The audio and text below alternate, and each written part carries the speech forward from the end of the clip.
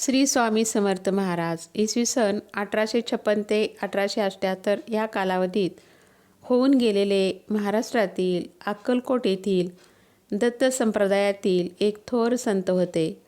श्रीपाद वल्लभ व श्री नरसिंह सरस्वती यांच्यानंतरचे भगवान दत्तात्रयांचे ते तिसरे पूर्णावतार मानले जातात. गाणगापूरचे नरसिंह सरस्वती हे नंतर श्री स्वामी समर्थाच्या रूपाने प्रकट झाले अशीही बऱ्याच भक्तांची श्रद्धा आहे. त्यांच्या प्रकट दिनानिमित्त अक्कलकोटमध्ये उत्सव साजरा केला जातो. ते सर्वप्रथम इसवी सन 1856 अक्कलकोटच्या खंडोबा मंदिरात त्यांचे पहिल्यांदा दर्शन झाले. तो दिवस चैत्र शुद्ध द्वितीया होता.